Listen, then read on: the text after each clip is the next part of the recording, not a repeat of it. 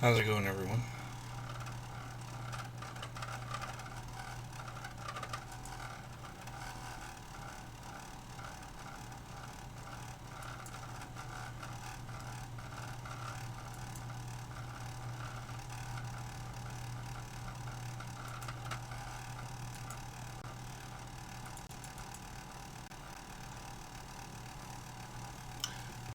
Sorry for the late start. I ran out of, where I was almost out of paper, I noticed, and had to go find it in my other room. Anyway, I had just gotten it from the college the other day and forgot to bring it in here. So, anyway. Alright. So, uh, today we're going to be looking at the review for Chapter 3. And I'm just going to go through each of the problems on the review one at a time. And, do something with that.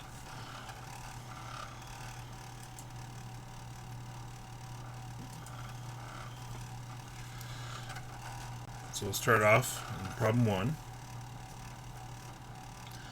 But let me know if you have any questions along the way.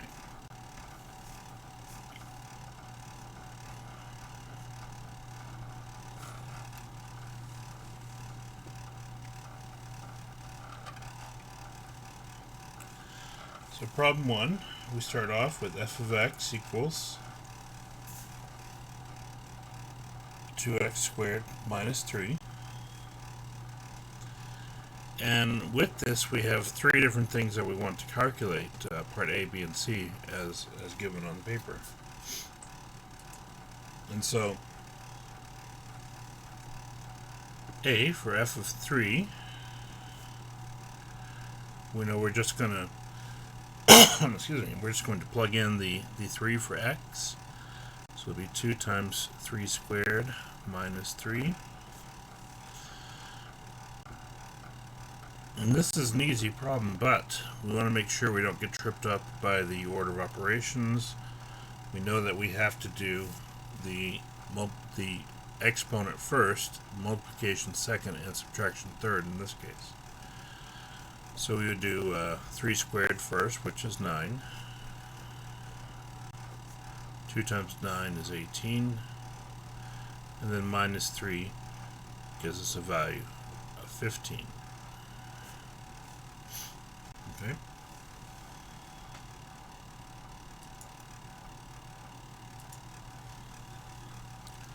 For part B,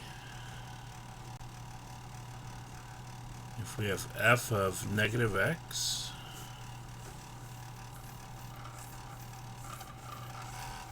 now I was looking at this. This is my review that I always give every semester. I don't remember if we covered B and C here.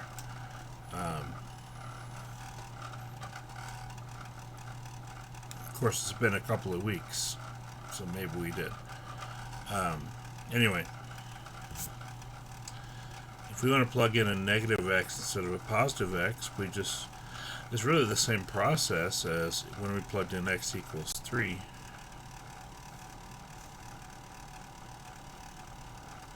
Just wherever the x is, we plug in negative x in parentheses. So, if we square a negative x, we know negative times a negative will be positive, but x times x will still be x squared. So actually we end up with the same equation. In this case, it won't always be true that it's the same equation. It just depends on how everything works out. As long as we follow the order of operations, we'll be alright.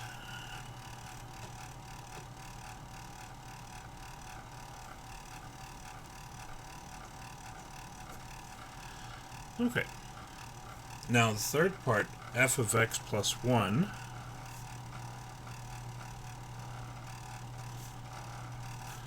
Again, the principle is the same. We replace the x with the binomial x plus 1. So instead of 2x squared, we have 2 times x plus 1 squared minus 3. And so we want to square the binomial first. Now this is where we have to be careful, is when we square a binomial, it might be good if you want to write it as a binomial times itself. That way we can go through and FOIL those properly and then continue from there. So if we do x plus 1 times x plus 1, we get x squared plus x inside plus x outside, so that's 2x total. And 1 times 1 is 1. Okay. Then we can go ahead and distribute the 2, and then finally subtract the 3 at the end. So 2x squared plus 4x plus 2. It's all good, Gabriel. And we still have minus 3 at the end. So 2x squared. This is a 4x. And then 2 minus 3 gives us minus 1. That will be our answer.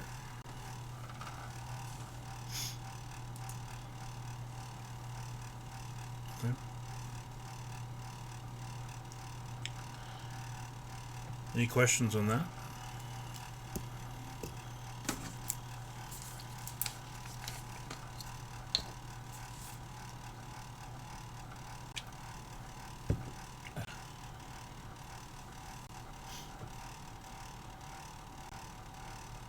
Okay.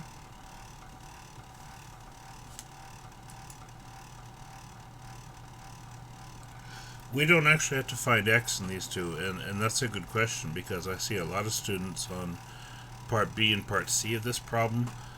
I see a lot of students in the past that have wanted to set it equal to 0 and solve for x. That's not what we're doing here. We're not actually solving for anything.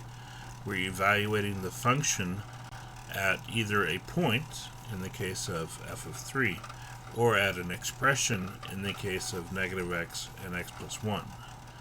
And that's the difference between that's the only difference between A and then B and C, is that we're just evaluating something with an x in it that otherwise doesn't have an x in it. We don't have to do anything else with it just because there's still x's here. We're just trying to take this function, plug in this expression, and simplify to see what kind of modification we get based on that. Okay.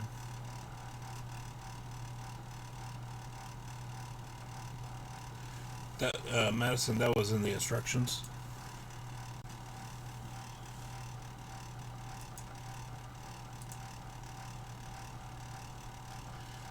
And that's correct, Jessica. and here on, I mean, as you're watching on Twitch, if you just go to my profile here, you'll see it listed. But I will post it in Canvas. That way, you'll specifically know which file it is. Yeah. If you solve for x, you could be doing extra work. Basically, is what it amounts to. It's unnecessary. As long as you have these expressions, that's what we're looking for.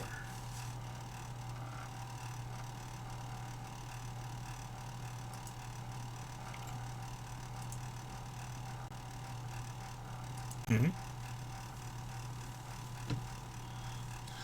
Yeah, so mainly I don't want y'all to get bogged down in doing extra work that's not strictly necessary.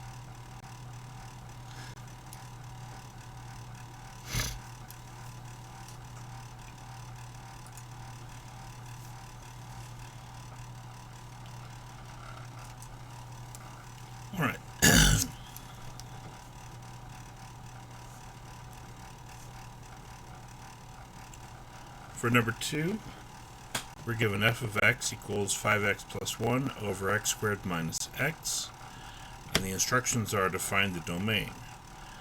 Now, since this is a rational function, we have something divided by something else is rational. We know that the way that we find the domain is we start with the denominator, set it equal to 0. So we will take x squared minus x, set it equal to 0. We want to solve for x next.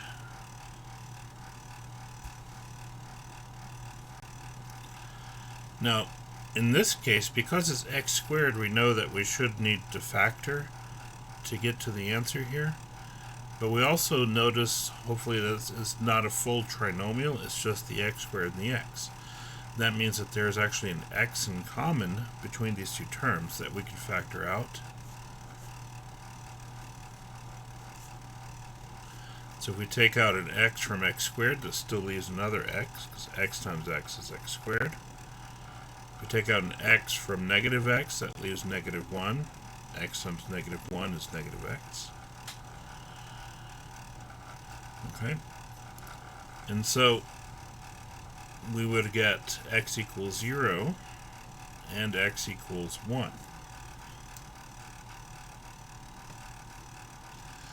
Yeah, and at this point, finding the domain, it's not enough to say x equals 0 and x equals 1. When we state the domain, by setting the denominator equal to 0, we're actually saying this is what makes us divide by 0. Now the problem with dividing by 0 is the result is undefined, and so by solving this equal to 0, we've actually discovered what two values of x should not be in the domain. And so the domain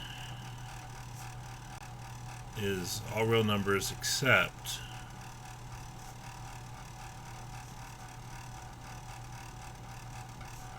zero and negative 1, or 1, positive 1. Sorry. Now, this particular question is multiple choice, and if you look at the review, you can see right here we have 4 options, A, B, C, D, and x is not equal to 0 and 1, so option D is our correct option in this case. Again, it's much easier to use the not equals notation for rational function domains because we really define them based on what we exclude versus what we include. So that's the big difference there.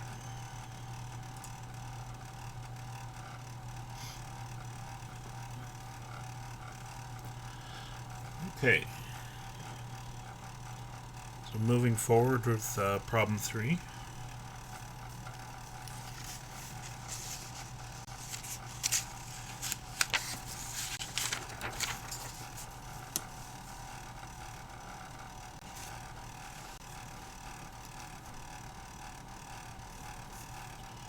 We have f of x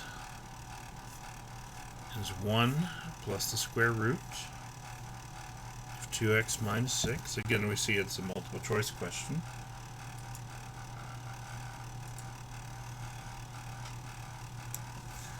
In fact, both of those domain questions are multiple choice, as we see. Whatever format we see on the practice test or the review, I'll use the same format on the exam.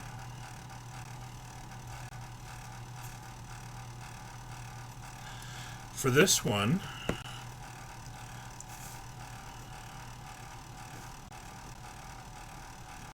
when we find the domain of a radical function, now it's radical, we have a square root in the problem. It's important that we only focus on the part that's under the square root.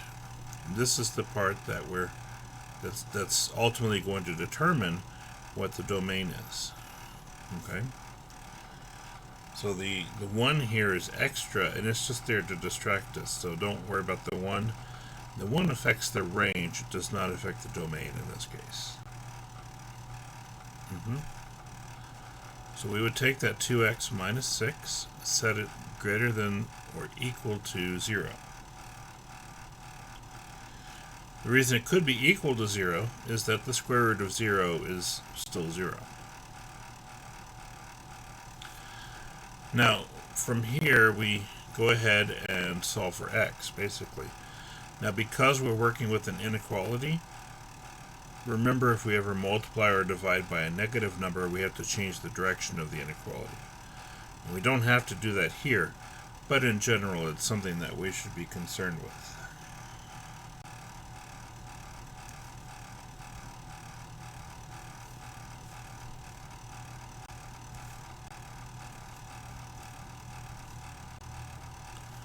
So this one does become x greater than or equal to 3, which was one of our 4 options there.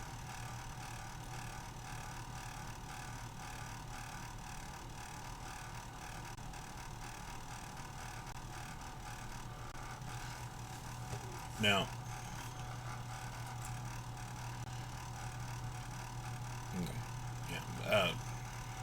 it only flips if we divide or multiply by a negative, right?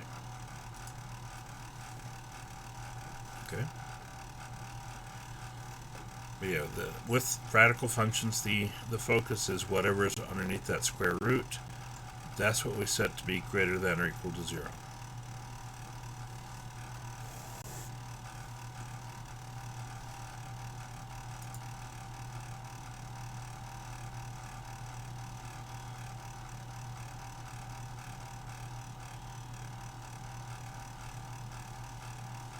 All right.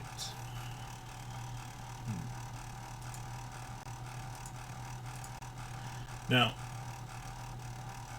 for problems 4 through 6, we have this graph, and I've labeled some points in the graph. How's it going, Lauren?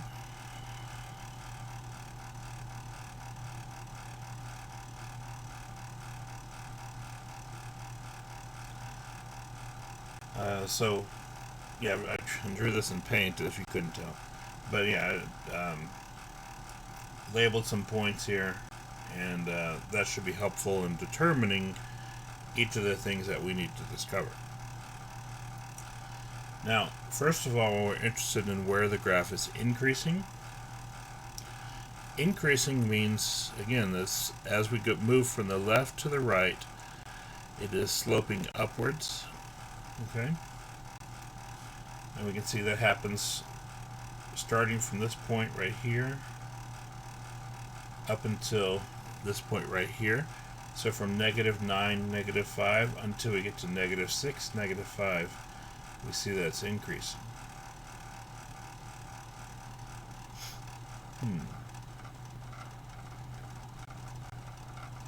What would be great if I could write on this screen. So now the way that we would express that is we would say it's from -9 to -6 with brackets.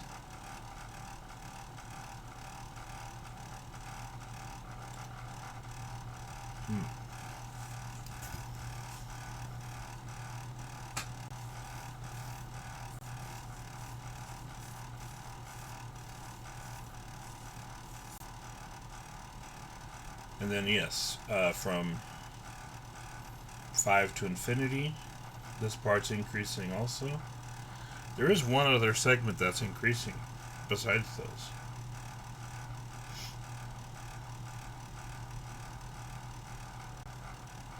You see this segment right here from -2 to 3. Yeah.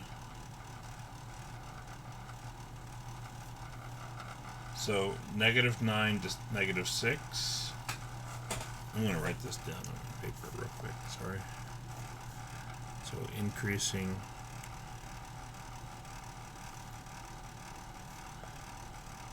-9, -6, from -2 to 3, and from 5 to infinity.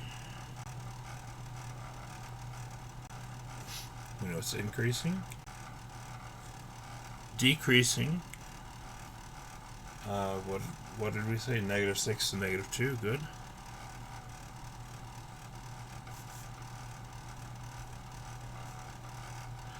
Notice that when we say it's decreasing, again, or even increasing or decreasing, we're looking at the x values specifically. So starting from x equals 9 to x equals 6, negative 6, sorry, negative 9 to negative 6, that's where it's increasing. So we look at the x values, and that describes where it happens, from negative 2 to positive 3, and then from 5, and then it just keeps going because we have this arrow at the end. Because it has an arrow at the end, we know it goes to infinity, both to the right and up from there. So 5 to infinity would be the last segment that it increases on. Decreasing starts at negative 6 here and stops at negative 2. And so that's decreasing from negative 6 to negative 2. And finally, where is it constant?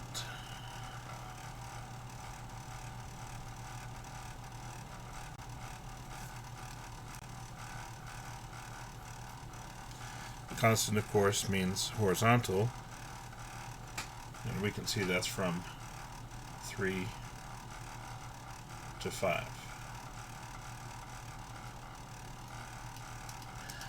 We would actually use brackets, and the reason we use brackets is so that we don't confuse them with ordered pairs of coordinates.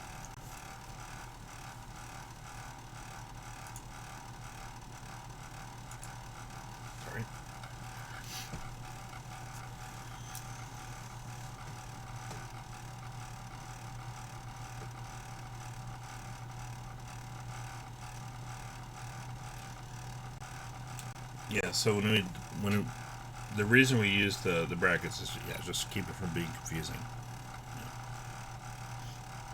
Now infinity, notice we still use parentheses just because it is infinity.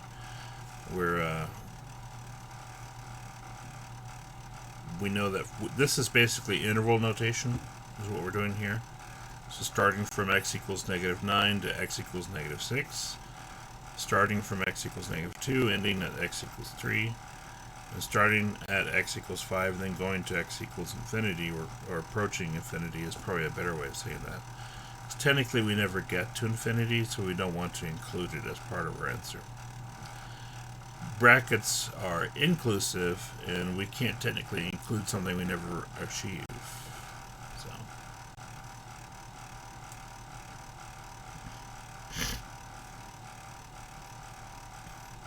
That's a more theoretical discussion. I'm sorry.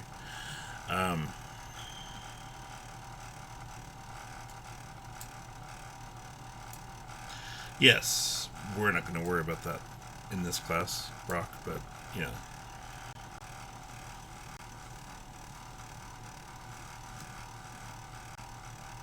Okay.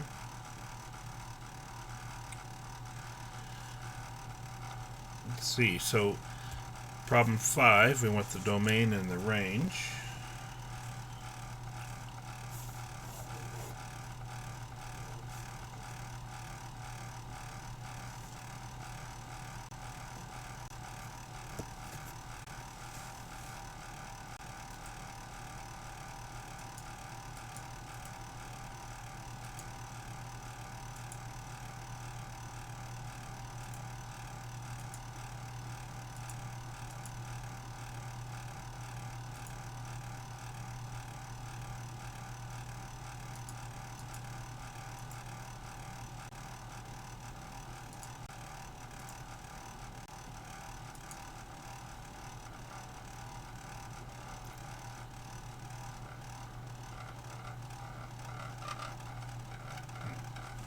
Sorry.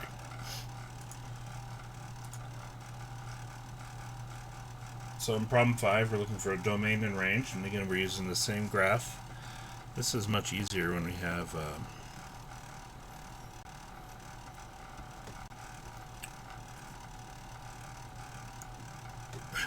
paper to hand out to a class.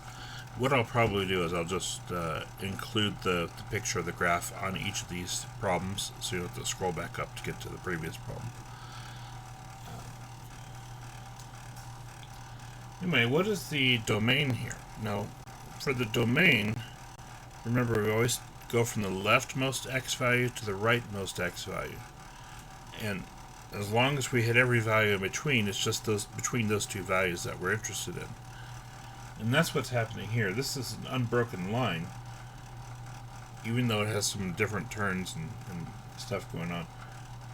But yeah, it starts at x equals -9, and it continues right, and it goes to infinity. I'm going to write that down. Now, the range, do need to be careful about the range. It's always measured using the y values. So we go from the lowest y value vertically to the highest y value vertically.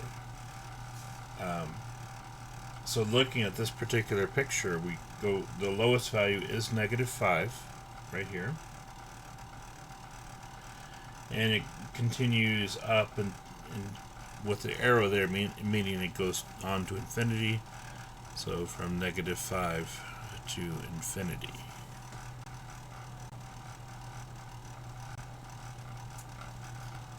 Okay.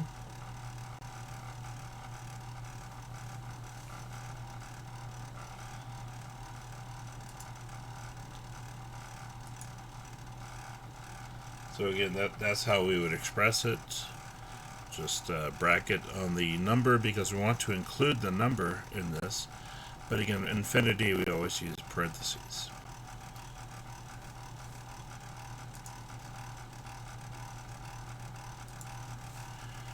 All right, and then problem 6.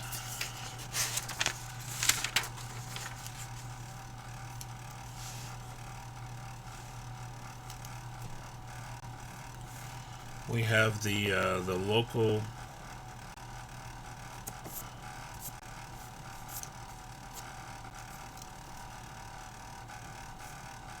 maximum, local minimum.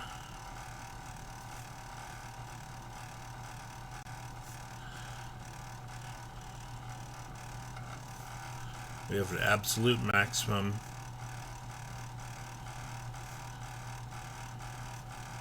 and an absolute minimum that we're trying to find. Now it may be that the graph has all of these things, but it could also be the case that we don't have some of these. So it's possible that we do not have an absolute maximum, for instance, or absolute minimum. It's possible we don't have a local maximum or local minimum. It's also possible, if you remember the examples we worked on this, that some points count as two different things. Well, it'd have to be a maximum and a maximum. But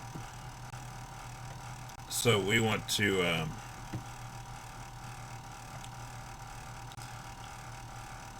make sure that we're interpreting everything correctly, and we're not trying to let any preconceived notions influence us. Okay.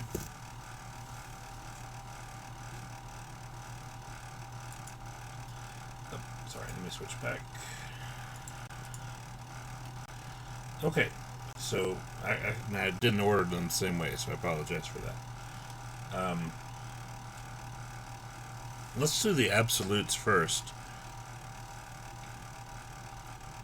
When we talk about our absolute minimum and absolute maximum, what we mean are the single highest and lowest points, which I think I said backwards.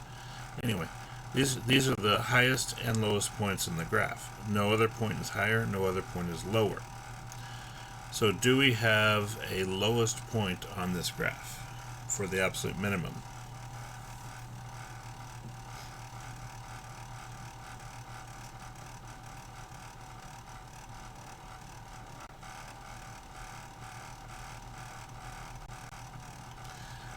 It could be a local and an absolute minimum, potentially.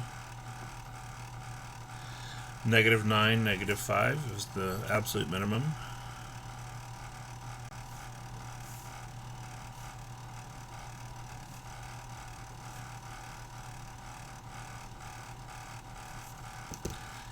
Now, when we express that, we could either write the coordinate -9 common -5, or we could say just y equals -5, because we're most interested in the y value there. But I think it's better to write the coordinate just for the purpose of including like the exact location. I think that's helpful.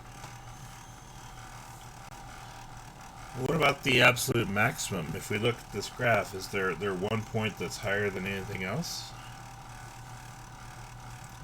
Now, when we say point, we don't necessarily mean coordinate that's listed on the graph.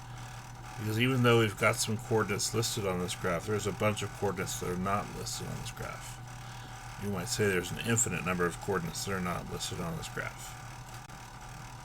Yeah, but the maximum is infinity or undefined. Now, we'd probably go ahead and say infinity in this case.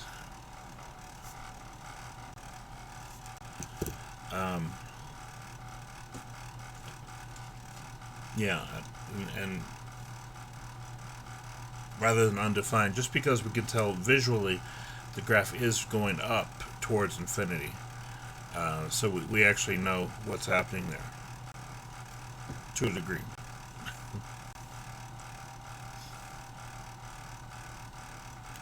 Alright, a local minimum, remember that occurs when we switch from decreasing to increasing.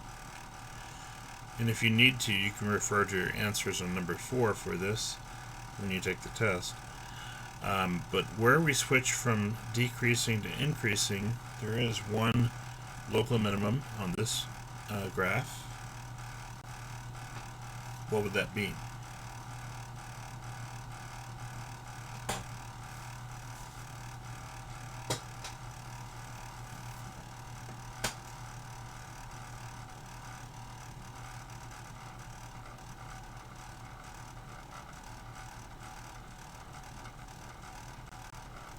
-2, -4, good.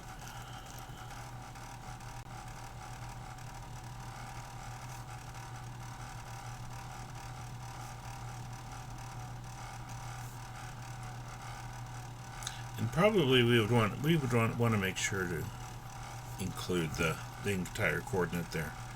What about local maximum?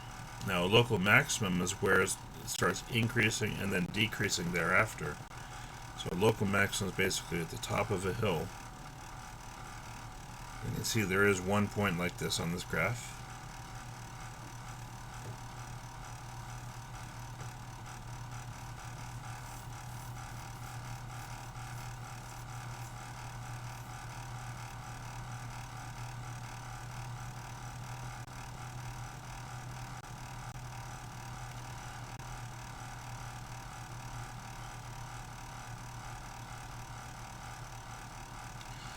Now, -9, -5, and 5, 2 would not be minimums because prior to those where they start increasing, they are not decreasing to the left of those. We know it's increasing to the right of those points, which is half of the definition, but it needs to also have the second half, which is that it's decreasing from the left and then increasing to the right.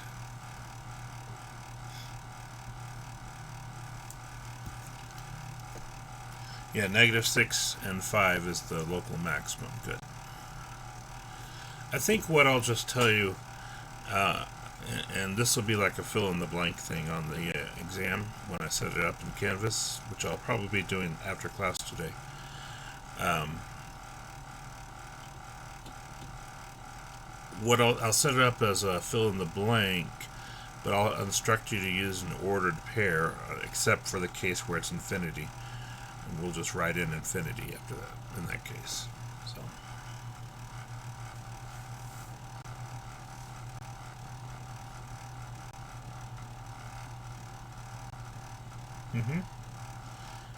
So the domain horizontally is all the values of x that are used on this graph.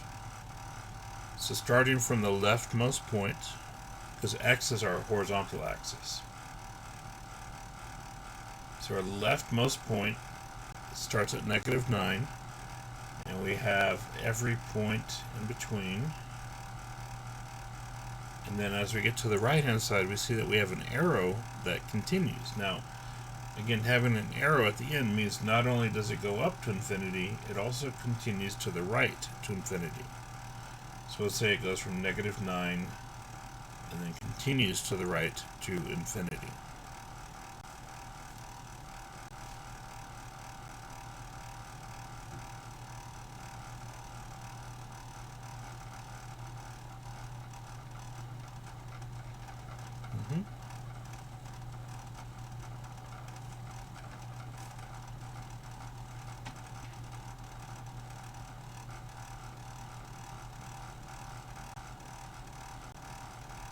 Okay. So, I've written those down there. For absolute minimum, I said we could use y equals -5. I would prefer, as far as how we answer these, I'll include this in the instructions for this problem. Go ahead and write it as an ordered pair, just so that there's no confusion as to which coordinate or what coordinate we're looking at, or what location on the graph we're looking at.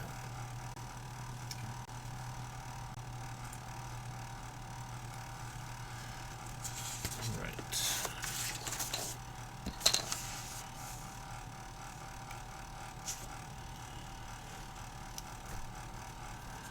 7.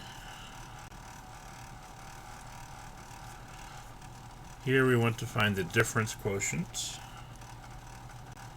and I've provided the formula for you.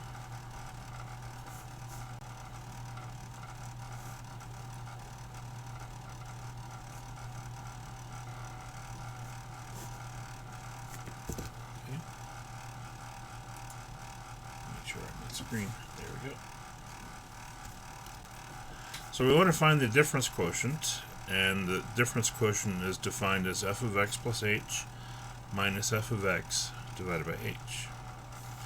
And we're given the function f of x, which is x squared minus 2x minus 5. So if we want to find f of x plus h, we plug in x plus h everywhere that x appears.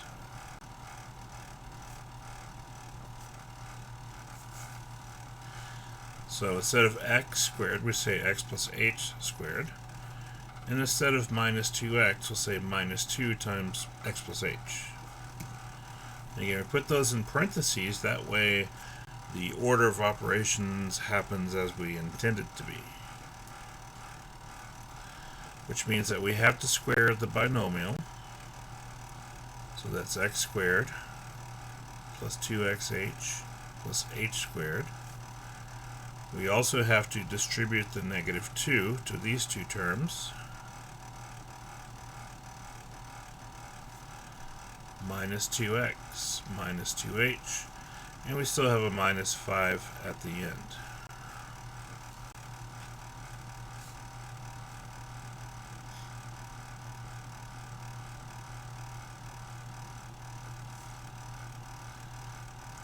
Oh yeah, sorry about that, August. Yeah, x greater than or equal to 9 is, as an inequality, is perfectly fine.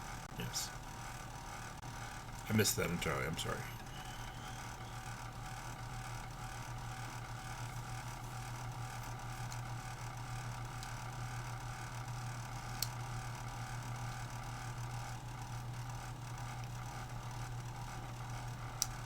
Okay. So this is actually f of x plus h right here. This is what we found. If there happens to be like a number in front of the x squared, like if we had a 3 here, we put the 3 out here and then distribute it to each of these 3 terms afterwards.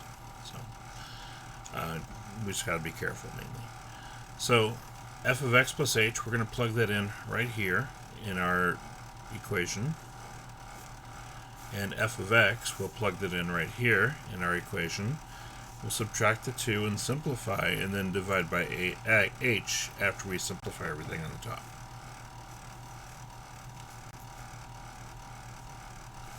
So we start with f of x plus h.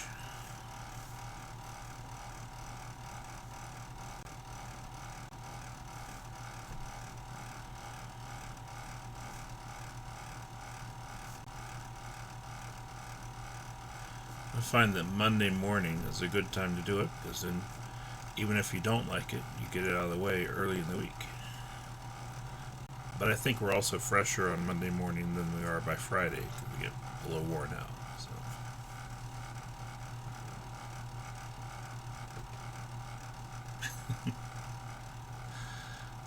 So we plugged in f of x plus h, then f of x, let's plug that in, and they're going to be subtracted.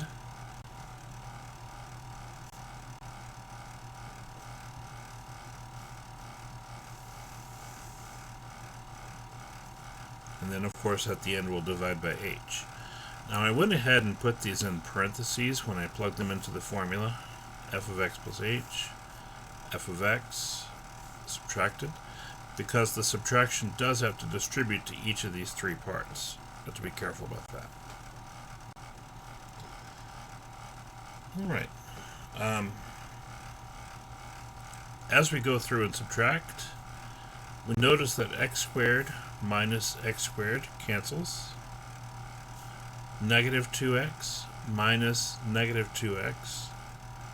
So negative 2x plus 2x. Those cancel. And negative 5 minus a negative 5, so negative 5 plus 5. Those cancel as well. If you prefer, we could rewrite it without parentheses before we simplify. And that might make it a little bit easier if you are a visual learner.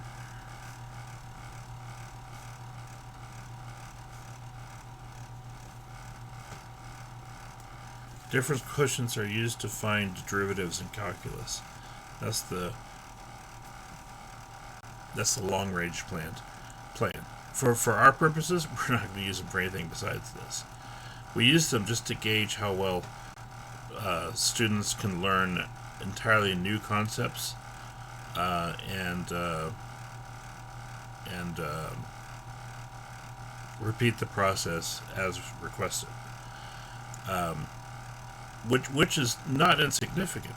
You know, the idea of being able to learn something new and then being able to repeat that process to us, that's demonstrating strong analytical skills as well as critical thinking ability, which I guess is kind of the same thing. So maybe let me rephrase that in a non-redundant way. Basically, it demonstrates, like, the reason that we have students take college algebra or other math classes as part of a degree is it does, even if it doesn't end up being something that affects what you do professionally, it does demonstrate a certain level of thinking that you're capable of. And it also challenges our mind to be able to deal with new and unknown processes, and how can we cope with that, basically. Even if we're not specifically doing this right now, it does demonstrate, being successful in the class, that we can be given new information and apply it correctly. That's important.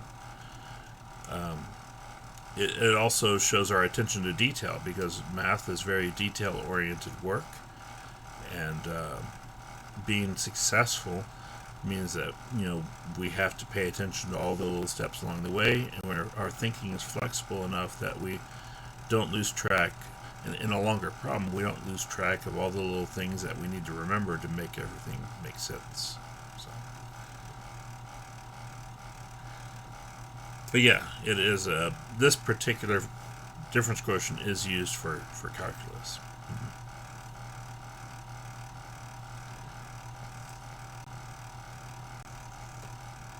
Anyway, long story short. So the x squares cancel, as we saw. The two x's cancel, and then the 5's cancel.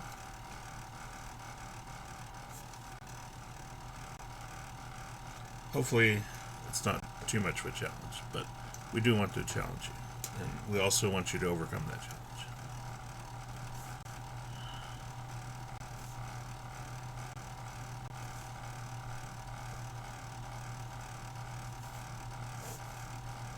Okay. So after we take away the things that cancel, we have 2xh plus h squared minus 2h, and then the whole thing is divided by h. Now, we'll notice that everything that's left over in the numerator has an h part of it. So that means we can divide out the h from each of these individual terms. And we get 2x plus h minus 2. Good.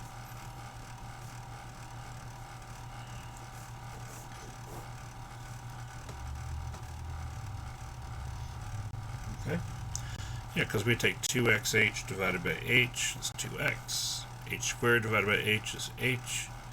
And minus 2h divided by h is minus 2.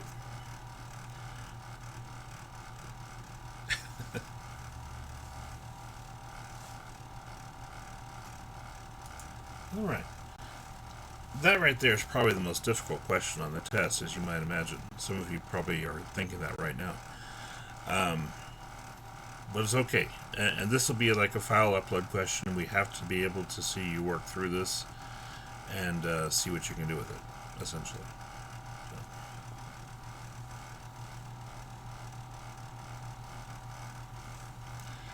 Alright, let me write down the next problem, then we'll dive into that.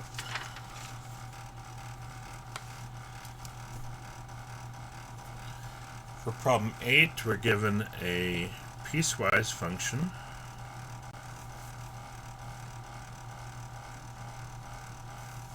It's 3x minus 1 if x is less than 2,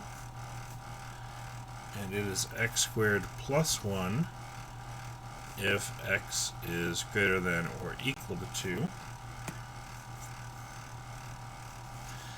And this one, let me go ahead and write down the answer as well, the four options. A, f of negative 3 is negative 10. B, f of 0 is 1. C, f of 2 is equal to 5. And D, f of 3 is equal to 10. Okay. And our goal here is to determine which is false.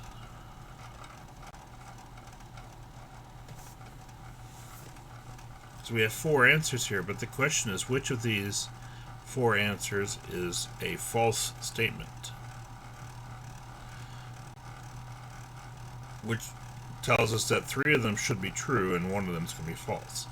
Now I may, like on the test, I may leave it like that, or I may switch it around and ask you, here's four statements, which one is true? Basically, I'll have you identify which one's different than the others, whereas the one true statement or one false statement.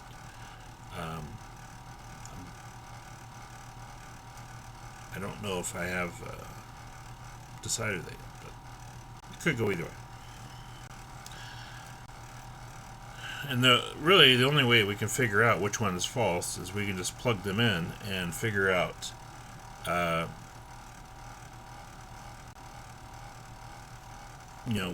what number it should each give us. Now, x equals negative 3. First thing we want to do with the piecewise function such as this is not D.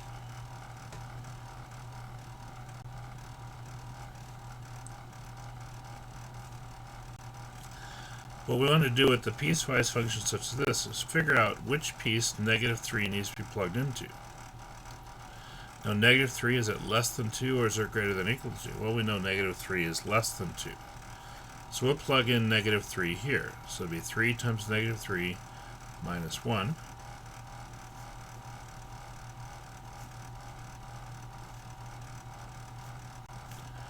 Which is negative 9 minus 1, which is negative 10.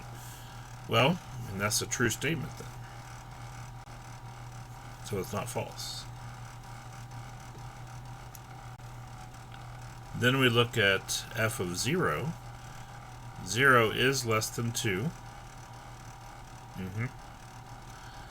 0 is less than 2, so we'll plug in x equals 0 here. 3 times 0 minus 1.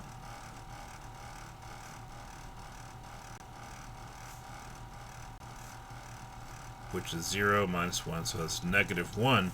Now this one actually states f of 0 is equal to 1, not negative 1. So this one is false. Okay.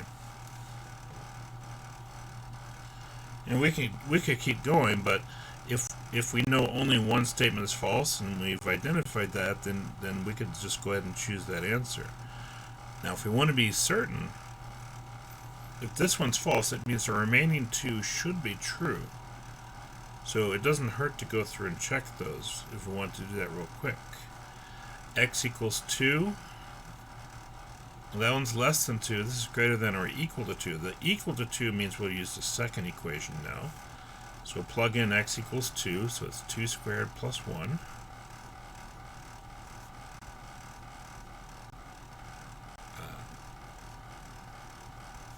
So it's 4 plus 1 is 5, and that's what we got here.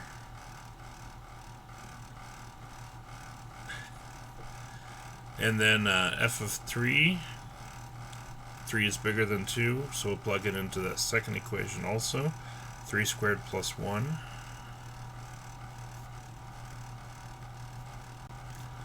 That's 9 plus 1 equals 10, which is correct. So those three are correct. This is the only one that's false, and so that's our answer then in this case.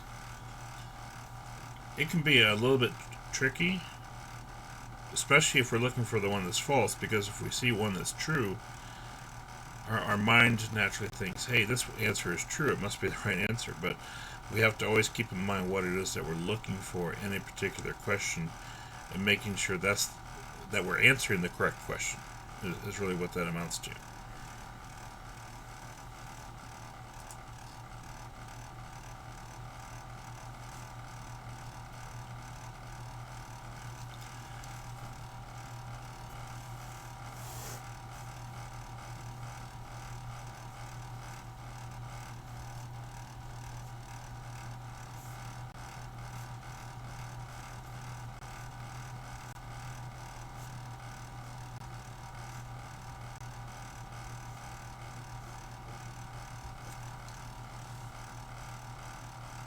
Okay.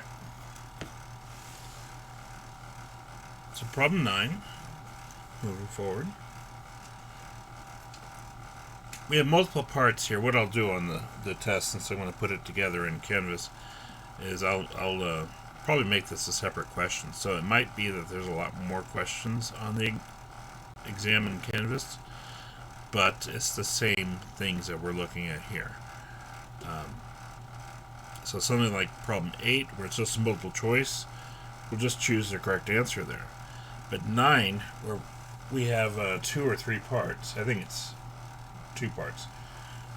Now I'll probably split those into 2 separate questions, and where problem 8 might be 10 points, 9a would be 5 points, and 9b would be 5 points, but 2 separate questions. So, but I'll figure that out on my end, but y'all don't have to worry about that. Anyway. Is negative 2 comma negative 8 a point on the graph of f? Well, this will be a yes or no question. And so it'll just be multiple choice, essentially. No? I don't remember, to be honest. Let's figure it out.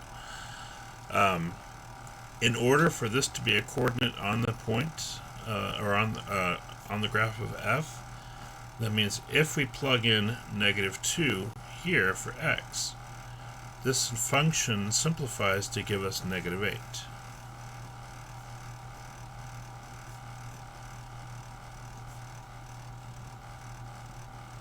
So really the question that we're addressing is, if negative 2 comma negative 8 is a point on the graph of f, we have to demonstrate that f of negative 2 is equal to negative 8.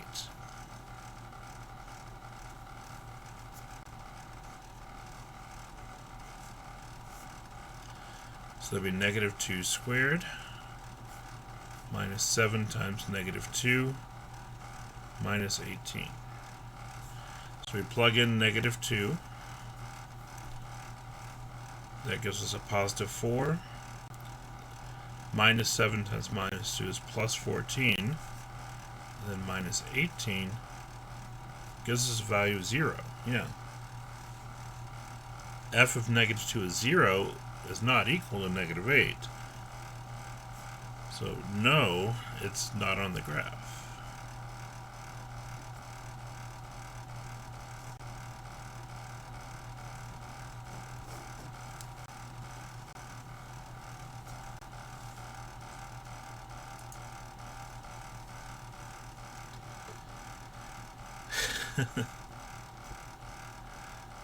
I guess this problem leaves it open to the possibility of making a mistake and still getting the correct answer, which is kind of nice, but also frustrating for me.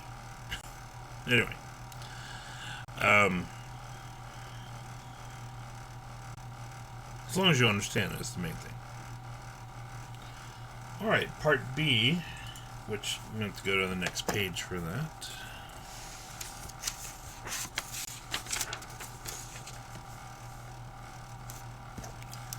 So I'll write down the function again.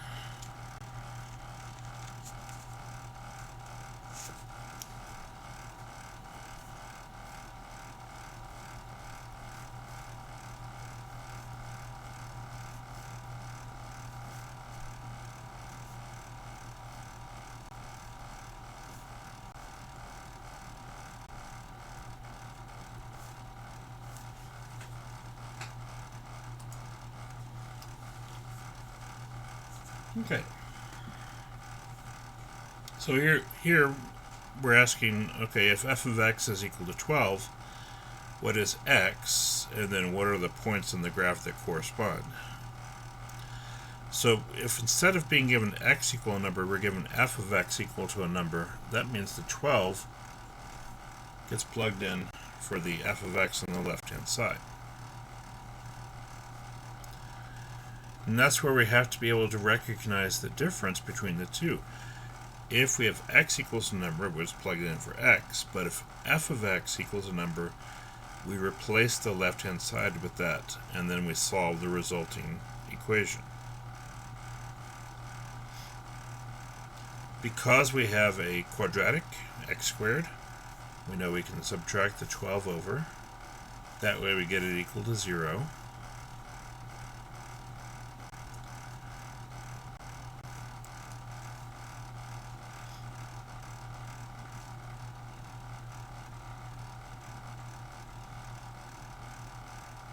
(10 and negative 3), I think so. But let's carry it through.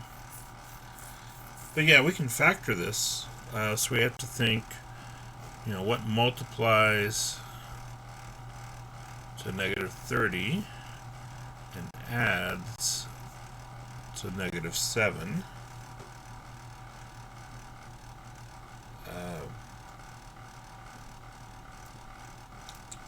Anyway, please ignore the bots that are in chat. Alright. Yeah, minus 10 and positive 3 are the two numbers that work here. Negative 10 times 3 is negative 30, and negative 10 plus 3 is negative 7.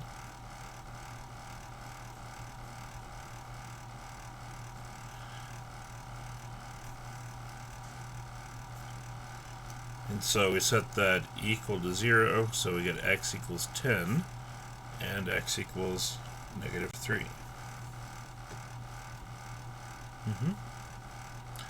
The other thing that we want to do in this case is write the answers as ordered pairs. Now, we did start off with f of x equals 12. Remember, that's our y value, and these are our x values. So there'll be 10 comma 12 and negative 3 comma 12. Okay.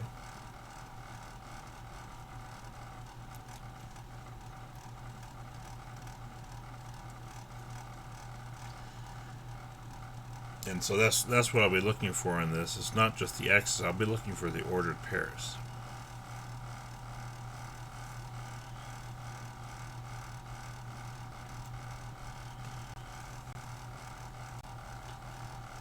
Alright.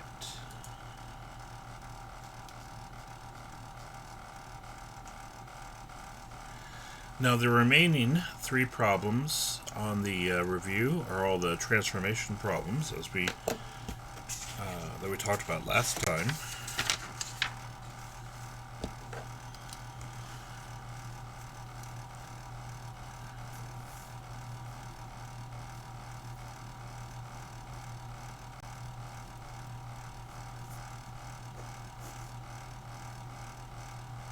Oops. Not my best parabola. I'm not gonna lie. Now the downside here is I can't give you graph paper to sketch these on. So either very carefully on your own paper draw a graph, or if you have graph paper, you're welcome to use it. It's not absolutely necessary for you to use graph paper though. It looks nicer.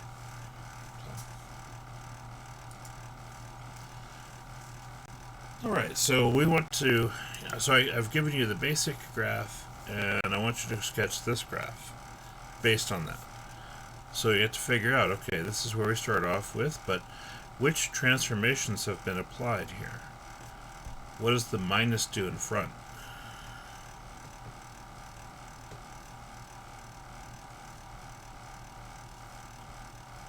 Does anyone remember from Wednesday?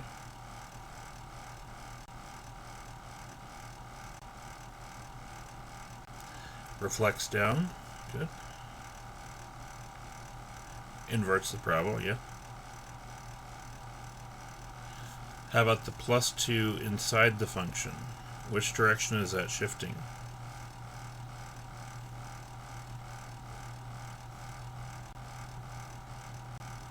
Left. And the minus 3 at the end?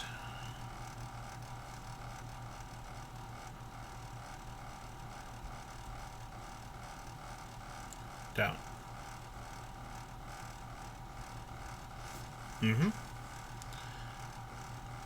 And again, you don't have to label this, because all you really need to submit for this problem is you'll upload an image or however you saved it of your drawing.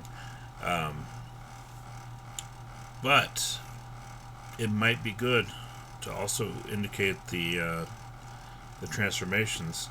That way, if you have the correct transformation, but maybe you implemented it incorrectly in your drawing, then I can at least give you credit for knowing what the transformation was, even if you didn't implement it correctly. Hopefully we put it all together and it's no big deal. But this is one way that we can show our work in this problem and potentially get partial credit if we don't get full credit. Alright, so that means we'll take this graph, we'll move it left 2 and down 3. We'll start from the origin, we go left 2, down 3. And now we've inverted the parabola so it reflects down instead of being upwards. So opening downwards, we'll just draw the same parabola going down from there.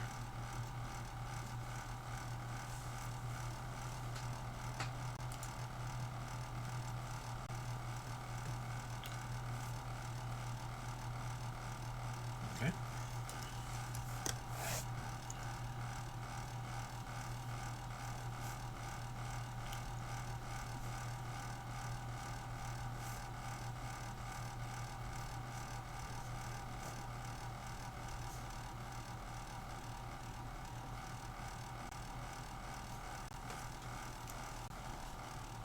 Right.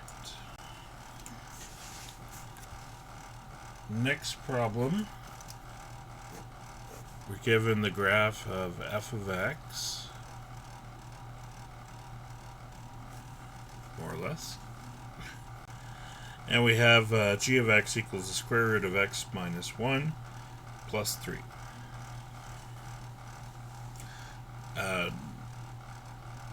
No, the idea is to do this by hand ourselves, which is,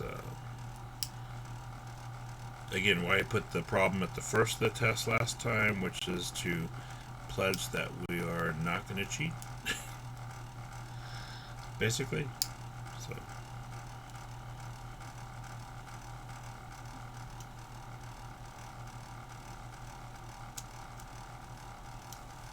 Which directions is this going to move the graph?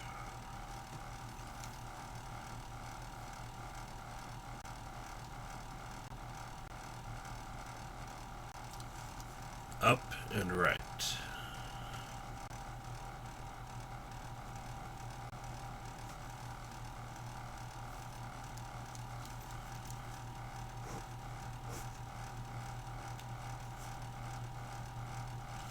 Up 3, right 1. So it goes here, and I kind of ran out of space, so we'll just draw the same picture going up and right from there.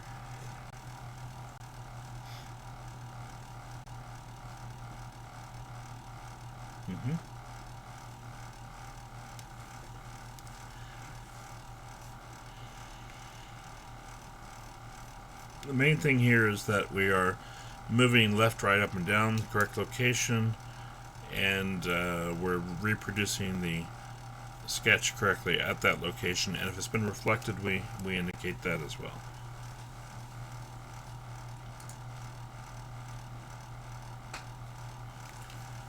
Alright, number 12.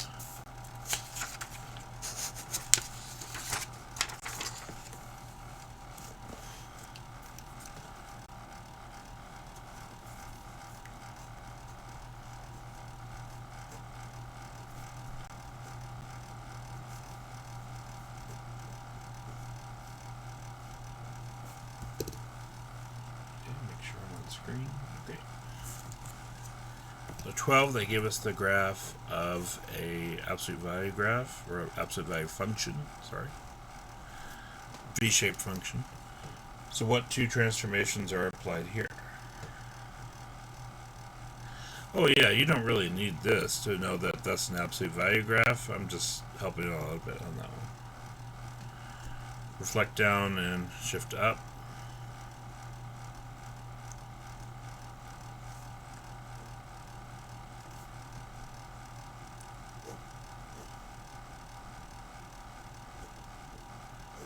So now you have the V shape going down instead of up from positive 2 above the axis.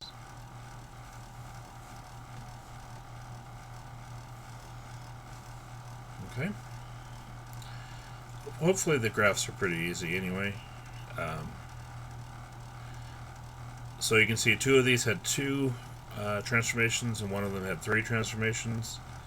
I didn't include in either the stretching or the compression, so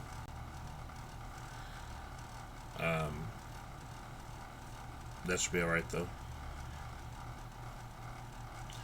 Do you have any questions on anything?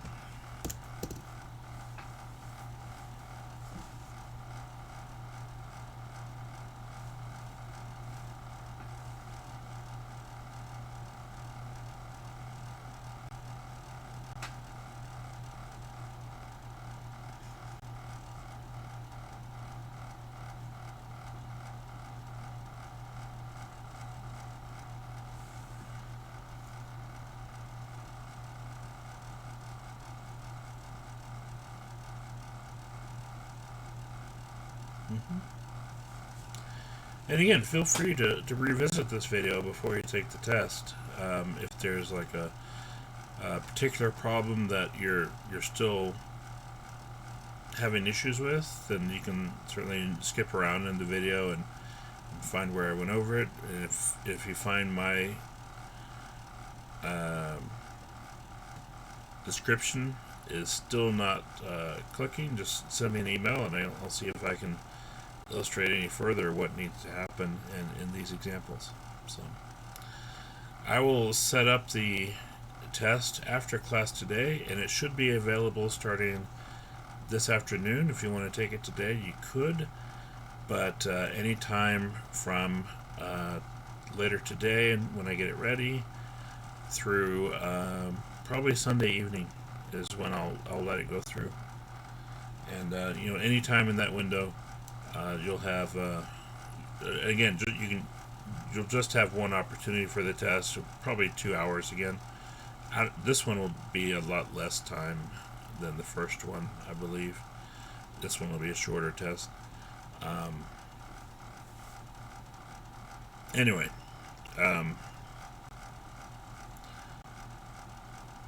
But yeah, I'll go ahead and allow 2 hours again, just in case y'all have some issues with technology. And I don't want to leave you too short on time because of that.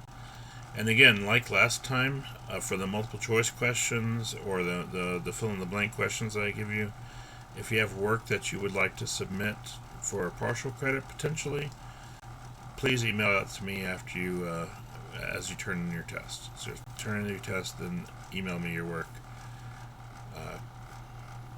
consecutively, I guess. So otherwise, if you don't provide any work, I'll just grade whatever you've given me in those, like the multiple choice or matching or fill in the blank questions. So, all right. So no class on Wednesday. Right. Good point. Basically, Wednesday, if you just want to take your exam during class time, then that would be great. But I did want to give you the opportunity to take it another time if you felt it would be better outside of that. You have that opportunity as well. But yeah, otherwise, we will have our next class next Monday, starting chapter 4. Okay?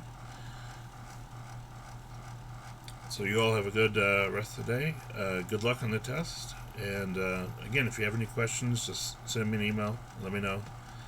And I'll get back to you as quick as I can. So, all right, y'all take care. No stretching and compression. I didn't put it on the review. It's not on the exam. So we'll be okay there.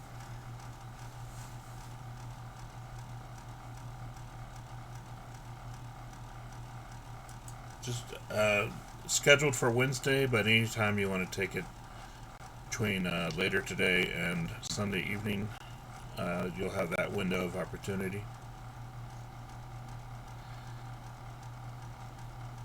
Mm-hmm.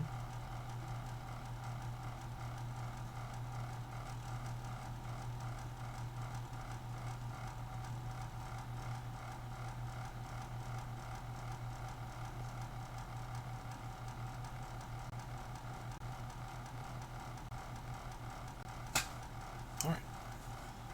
Yes. Have a good one.